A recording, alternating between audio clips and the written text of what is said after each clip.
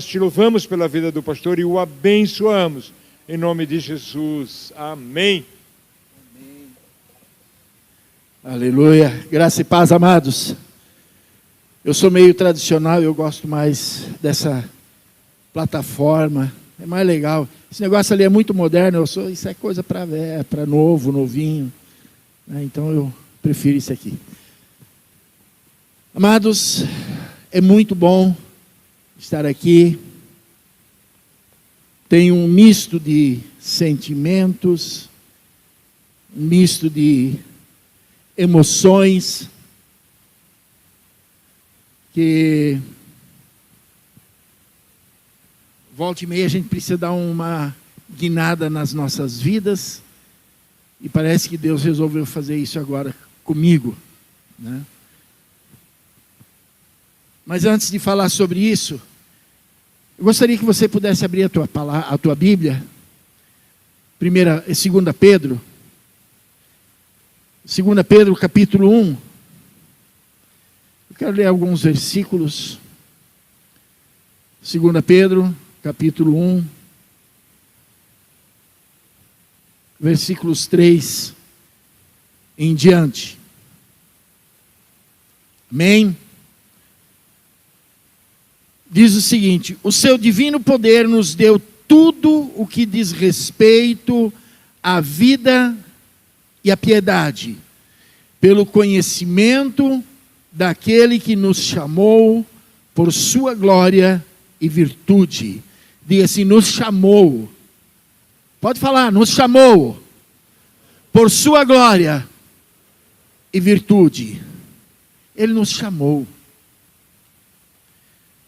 E você obedeceu. Desse modo, Ele nos tem dado grandíssimas e preciosas promessas, para que por elas vos torneis participantes da natureza divina. Diga assim: eu sou participante da natureza divina. Aleluia, isso não é incrível? Havendo fugido da corrupção que há no mundo por causa da cobiça. Por isso mesmo, vós, empregando toda a diligência, acrescentai à vossa fé a bondade. À bondade, o conhecimento. Ao conhecimento, o domínio próprio. Ao domínio próprio, a perseverança. A perseverança, a piedade, e a piedade, a fraternidade, e a fraternidade, o amor. Versículo 8: pois se em vós houver essas coisas em abundância, não vos deixarão ociosos, e nem infrutíferos, no pleno conhecimento de nosso Senhor Jesus Cristo. Amém?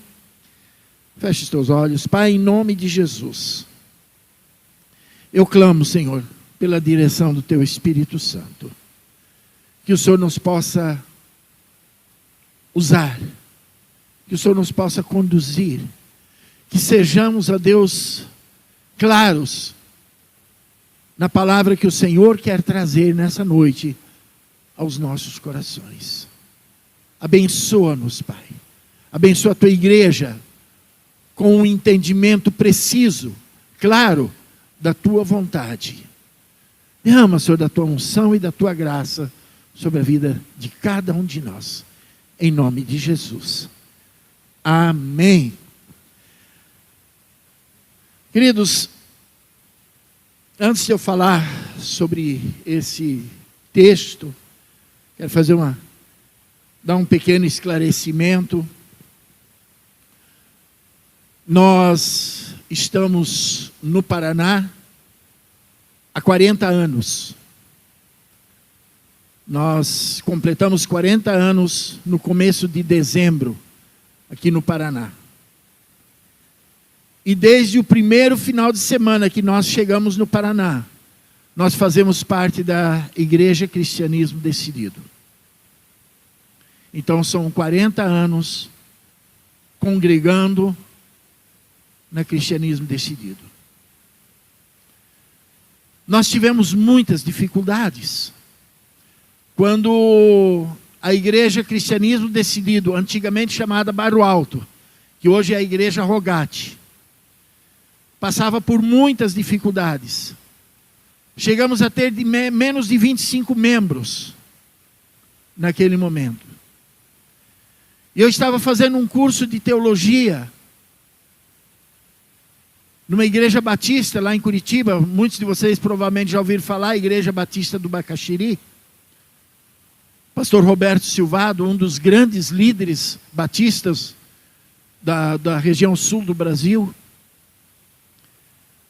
E alguns dos irmãos lá, conhecendo a luta que a gente estava tendo na igreja, a igreja não ia, não, sabe, aquela coisa pequena o tempo inteiro.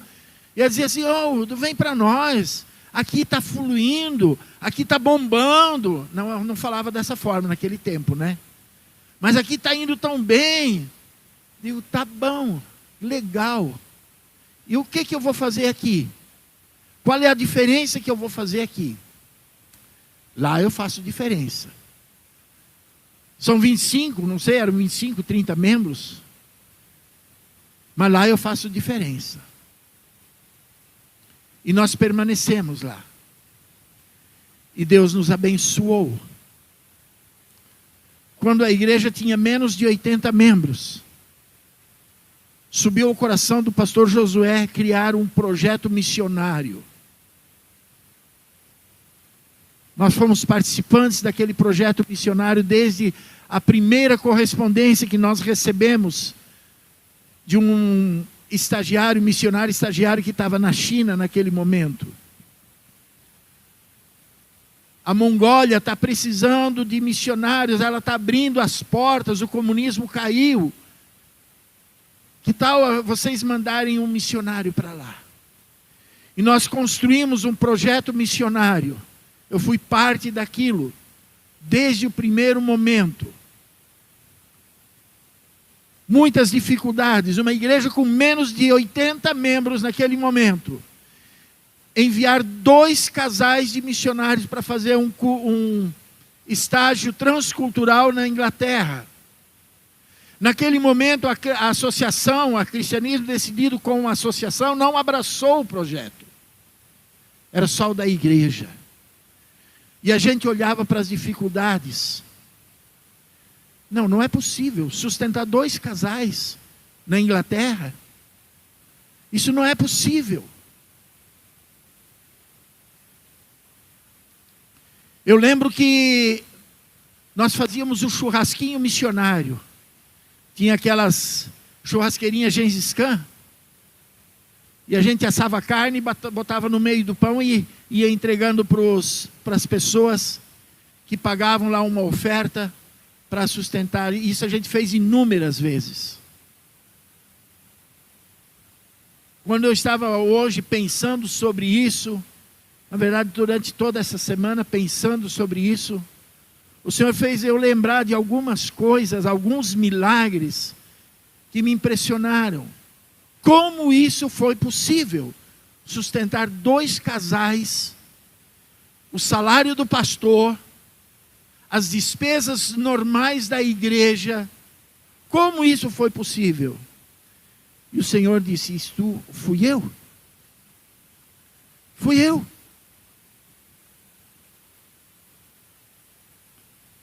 Grandes coisas tem feito o Senhor dentro da nossa denominação. Grandes coisas o Senhor tem feito nesse lugar. 2010 nós viemos para Rolândia.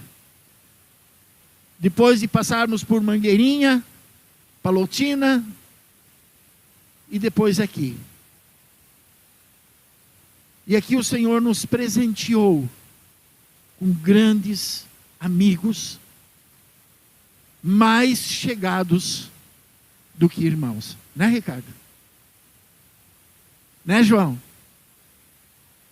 O Senhor nos presenteou com grandes amigos.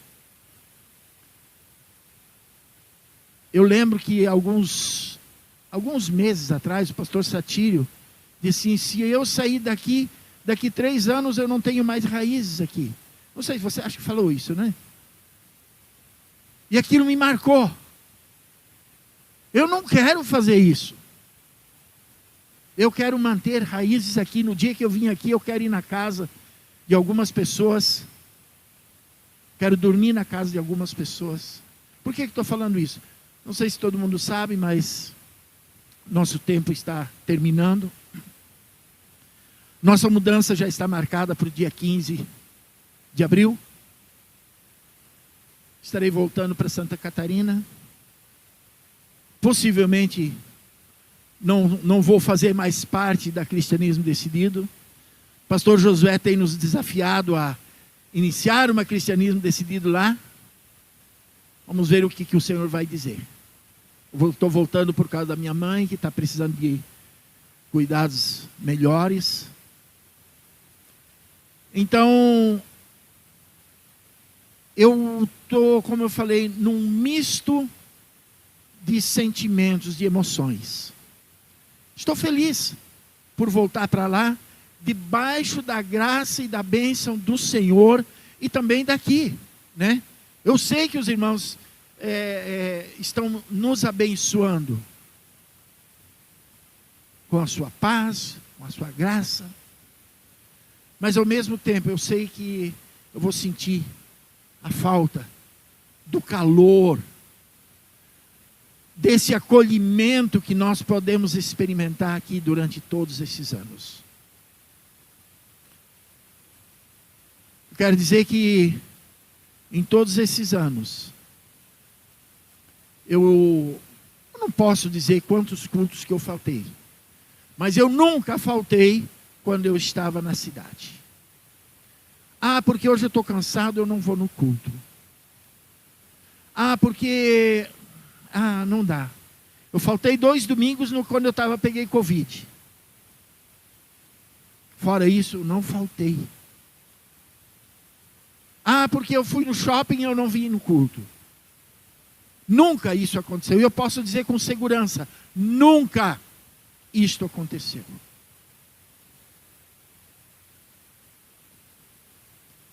Queridos, o seu divino poder nos deu tudo o que diz respeito à vida e à piedade, pelo conhecimento daquele que nos chamou para a sua glória, própria glória e virtude. Ele nos chamou, Ele chamou você, meu irmão. No dia que você entregou a sua vida ao Senhor Jesus, não foi meramente para você se tornar um crente salvo e ir para a glória. Tem mais. No dia que o Senhor te salvou, no dia que você entregou a sua vida, você declarou: Senhor, eu te reconheço como meu Senhor e Salvador. Ele já tinha um propósito na tua vida. Amém? Porque Ele diz que nós fomos salvos para a prática das boas obras, que foram preparadas para que andássemos nela desde quando? Desde quando? Desde antes da fundação do mundo. Ele preparou para nós algo dentro do qual nós devemos andar. Ele nos chamou com um propósito e nos deu grandíssimas promessas, como diz no versículo 4. Grandíssimas e preciosas promessas. Noutra versão diz, muito grandes promessas. Que promessas são essas? Em primeiro lugar, uma nova criatura. 2 Coríntios 5,17. E assim que se alguém está em Cristo é uma nova criatura, as coisas antigas já passaram, eis que tudo se fez novo. Que promessa incrível é essa? Que promessa maravilhosa que o Senhor fez a cada um de nós que entregou a sua vida a partir do seu chamado. O Senhor é o meu pastor e nada me faltará. Ainda que eu ande pelo vale da sombra da morte, não temerei mal algum, porque ali o Senhor está comigo. A tua vara e o teu cajado me consolam. Entrega o teu caminho ao Senhor, confia nele, o mais ele fará. Descansa no Senhor e espera nele, Salmo 37. Que promessas incríveis que eu e você podemos pôr nas nossas mãos e viver por elas, com toda a segurança.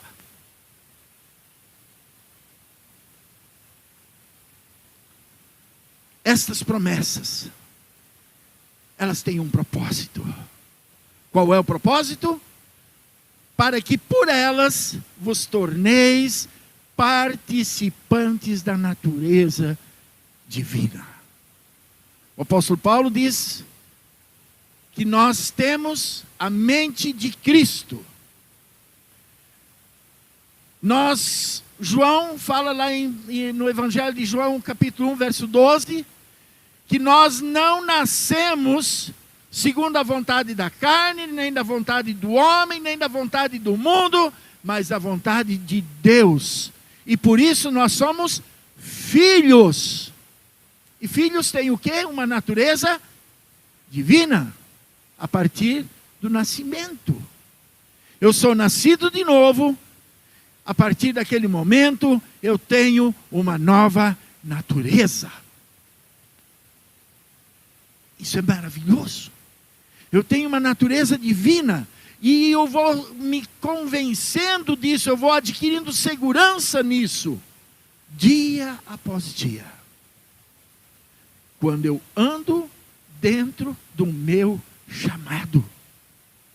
Quando eu ando dentro daquilo que Deus me propôs, dentro do propósito que Ele tem para a minha vida.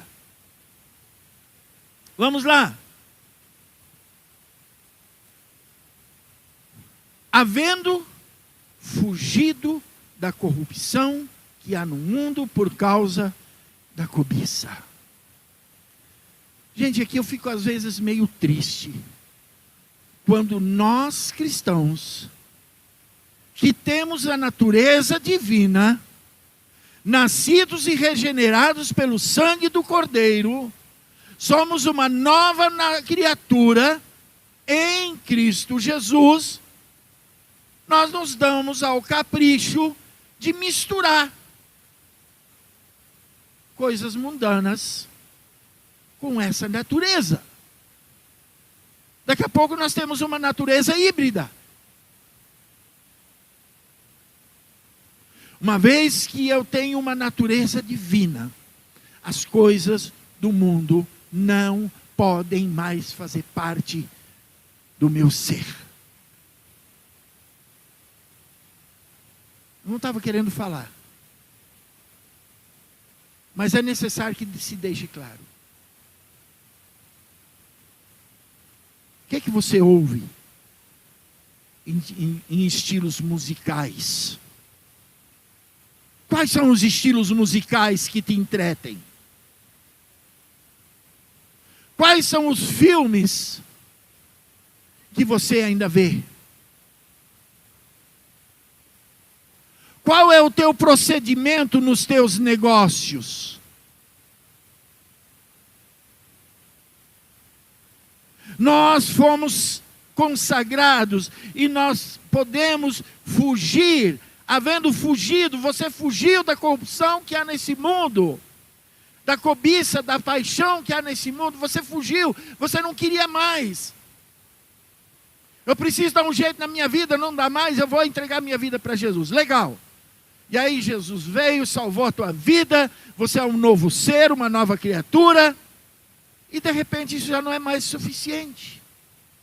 Começamos a misturar nas nossas festas, nas cerimônias de casamento, nos bailinhos de aniversário, músicas mundanas começam a ser introduzidas nos ambientes que deveriam ser ambientes sagrados.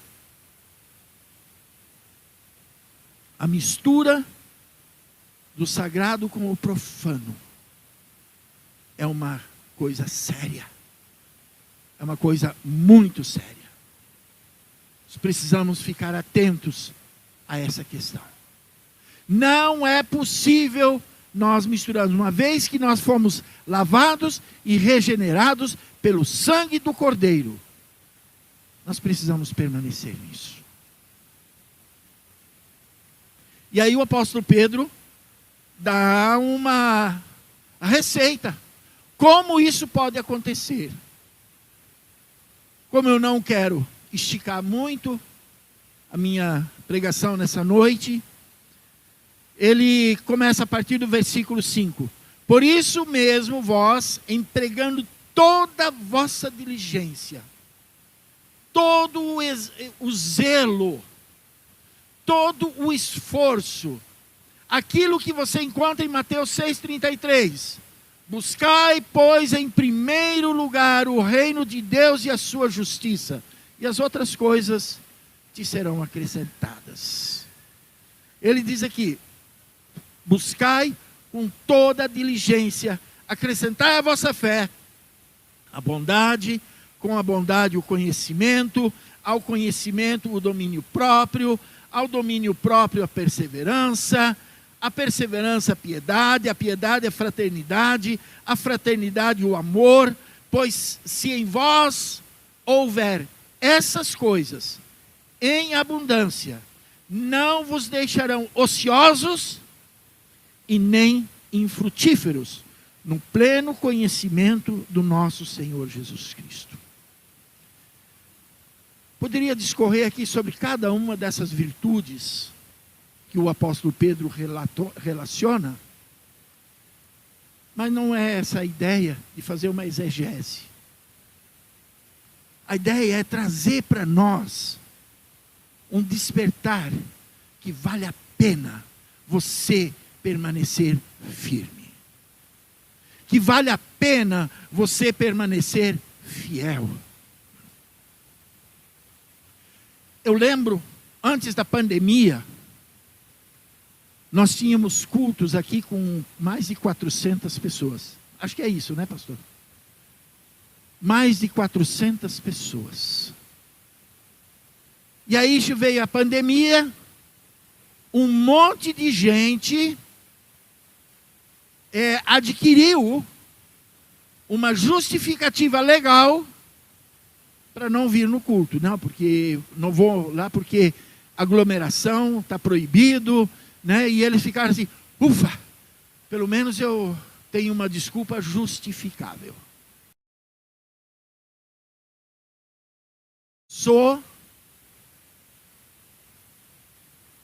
Os cultos voltaram ao normal, as festas começaram a bombar, mas a igreja nunca mais juntou 400 pessoas num culto.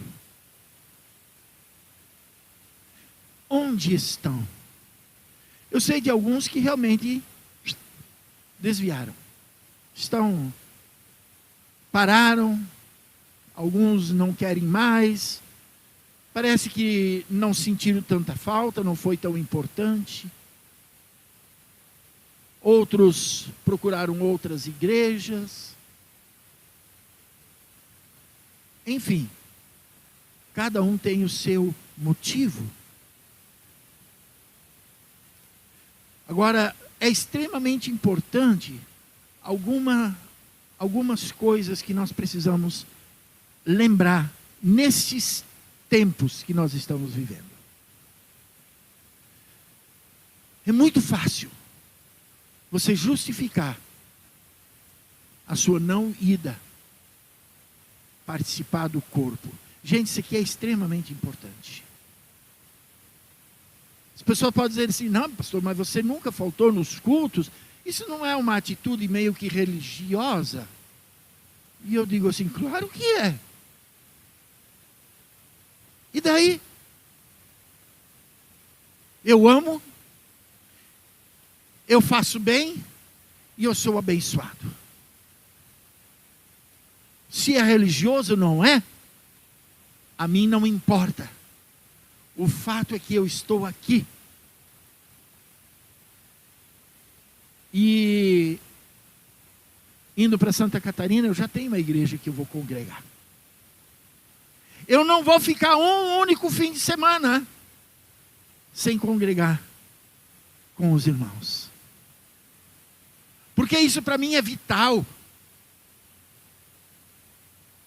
E isso devia de ser vital também na sua vida. Outro dia eu estava vendo não sei se é verdadeira, um pastor, não sei se era pastor, chamou um irmão, ele foi na casa dele, sentaram na frente da lareira acesa, era uma noite fria, e aquele líder pegou uma brasa lá de dentro da lareira, colocou ela do lado de fora, e eles ficaram ali observando. Em poucos minutos, no máximo 10 minutos, aquela brasa estava virada em cinzas.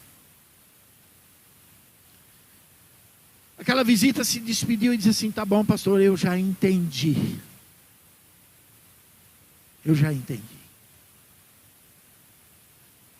Uma brasa fora do braseiro se apaga rapidamente.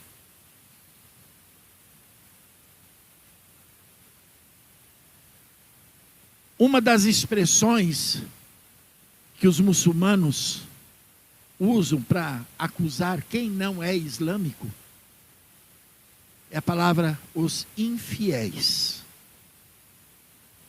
Eles acusam todas as pessoas que não são muçulmanas de infiéis.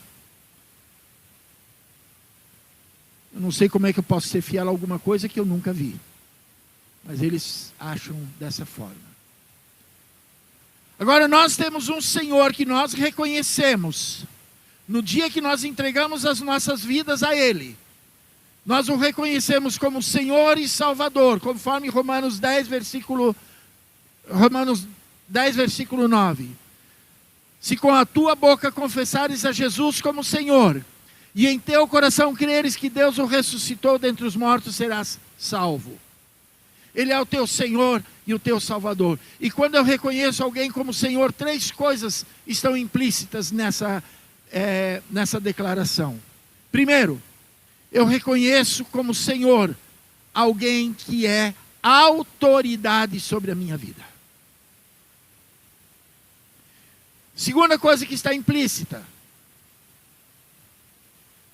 eu devo a esta pessoa a quem eu reconheço como Senhor obediência.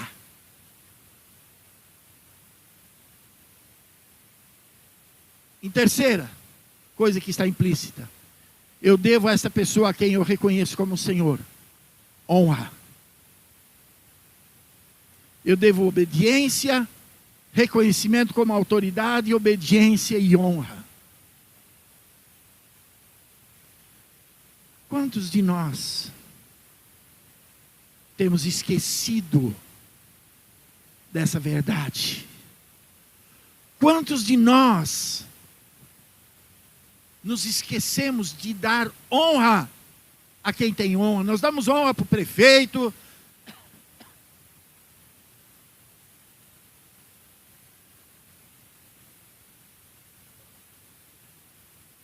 nós damos honra a um deputado que vem nos visitar, nós damos honra para uma autoridade, nós damos honra para as outras pessoas, mas quantas vezes esquecemos de verdadeiramente dar honra ao nosso Deus, ao nosso Senhor?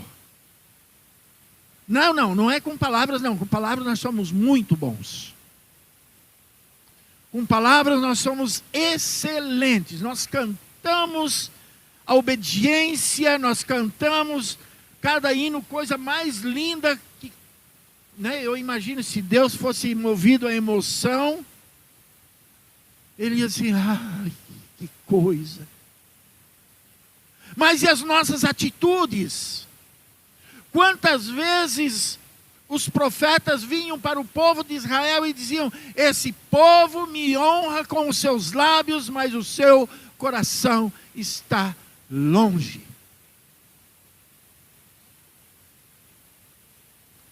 E quando se fala de obediência, Pastor Ruth teve que ficar falando aqui a respeito de dízimo e oferta.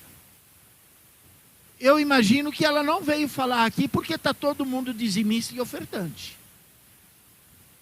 Ela provavelmente veio falar porque ela deve ter tido acesso, visto como é que é, ou pelo menos alguém falou, né?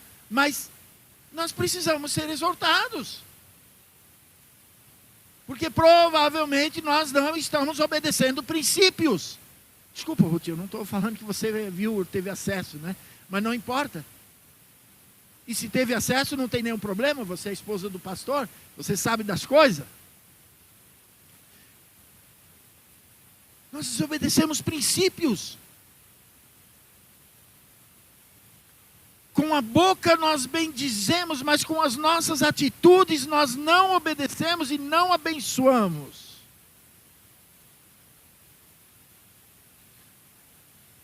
E o final do versículo 8 diz: pois se em vós houver essas coisas em abundância, vocês não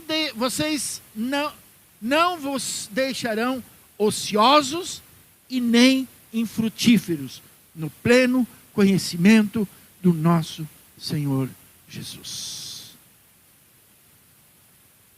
Ociosos e infrutíferos. Noutra versão diz inoperantes e infrutuosos.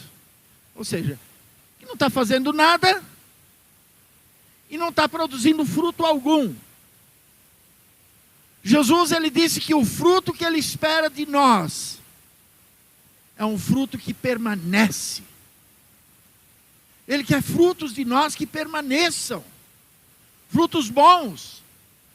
E ele não está falando especificamente de evangelizar e trazer discípulos para a igreja, ele está falando do fruto do Espírito. Amor, paz, alegria, fruto do Espírito na nossa vida de forma prática.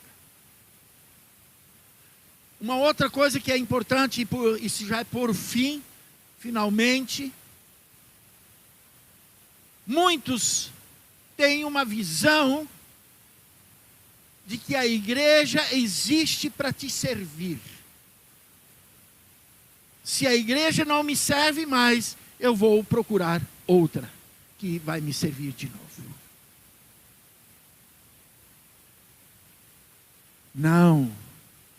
Não foi para isso que você foi salvo. Você foi salvo para servir.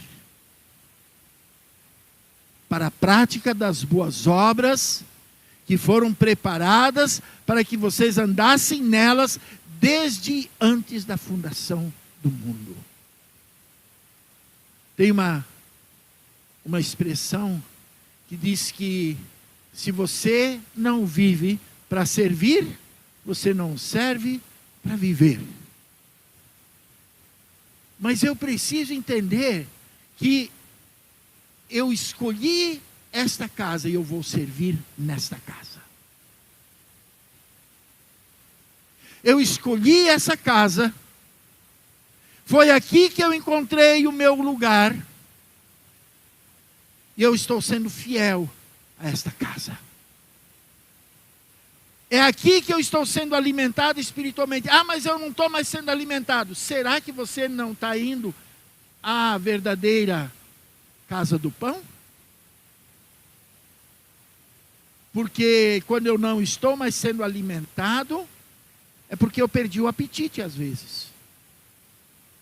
Meu irmão, minha irmã, não permita que as mentiras do mundo, as mentiras do inferno, venham de alguma forma tirar o teu foco, tirar o teu propósito.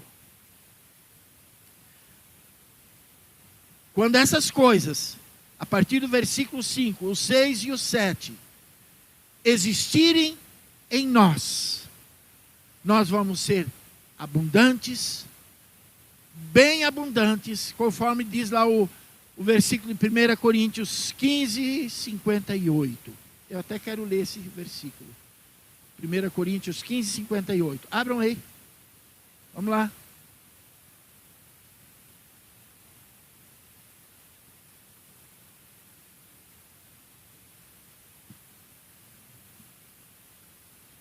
Portanto, meus amados irmãos, sede firmes e constantes, sempre abundantes na obra do Senhor, sabendo que no Senhor o vosso trabalho não é em vão.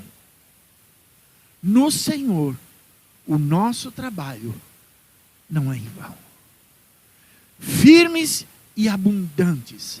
Gente, eu não estou pedindo aqui para você ser abundante a nível do pastor Satírio. O pastor Satírio, ele tem um grau mais elevado de abundância. Ele se move num outro nível. Pode ser que nem eu. Pode ser que nem nós, normal. Né? O pastor Satírio não é normal. Né? Pode ser que nem o Rômulo. Mas seja abundante. Tem coisa no reino de Deus para você fazer. Tem coisas para nós fazermos. Nós precisamos entender que nós estamos vivendo, queira ou não, você aceite isso ou não, nós estamos vivendo uma igreja que está meio que dormente.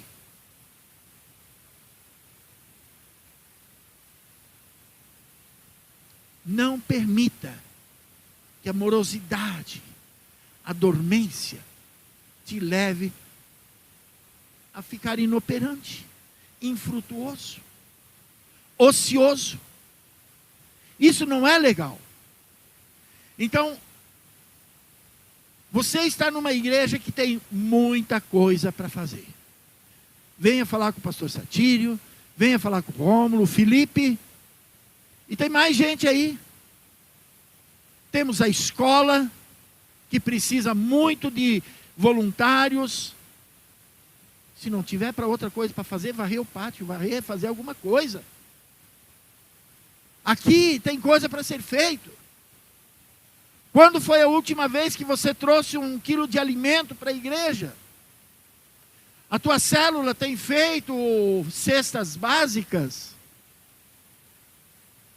Coisas práticas. Nós não precisamos de coisas mirabolantes.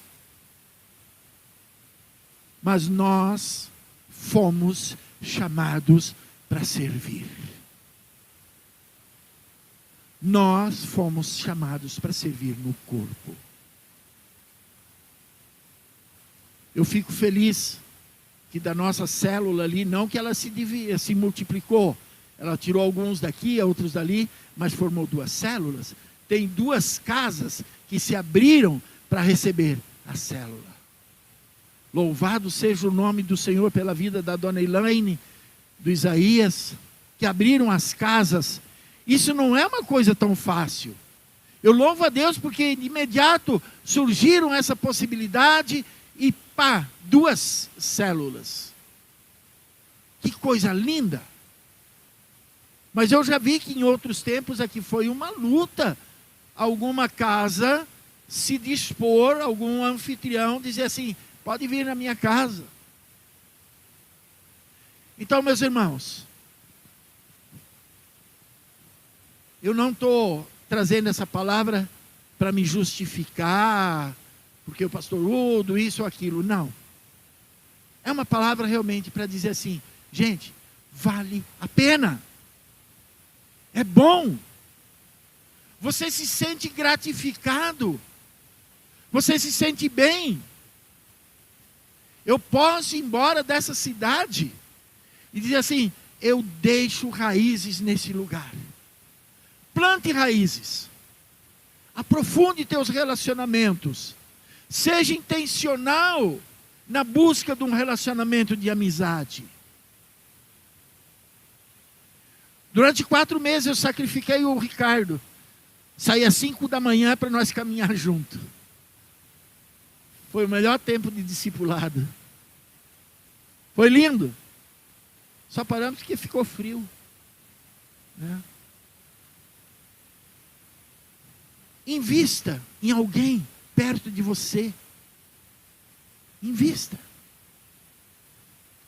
Meu irmão, quando você entende qual é o propósito de Deus para a tua vida se torna linda, boa, você pode realmente viver aquela experiência que Jesus diz: eu vim para que vocês tenham vida e a tenham em abundância. Isso é bom demais da conta, né? Que você possa receber essa palavra no teu coração. Eu não quero fazer apelo, eu quero só orar com você. E o pessoal do louvor, se quiser estar aqui, eu quero te convidar a se colocar de pé. Não perca a oportunidade de servir. Não perca a oportunidade de abençoar. Seja fiel na casa que tem te alimentado. Seja fiel ao lugar que tem te cuidado, que tem suprido as tuas necessidades espirituais, emocionais. Ah, mas brigaram comigo lá, me repreenderam. Aceite a repreensão. Não permita que, porque você foi confrontado, talvez com uma atitude errada, por causa de um pecado, não permita ficar com mágoa no teu coração. Se entristeça, sim. A tristeza, segundo Deus, produz cura, produz restauração. Então, se de repente você foi confrontado, ou vai ser confrontado com uma atitude sua, se você não está legal, não leve isso de uma maneira vingativa. Também eu vou embora desse lugar, não quero mais. Não. Gente, eu fui muito confrontado, mas valeu cada situação. Cada situação. Então que Deus possa te abençoar. Que Deus possa ministrar o teu coração.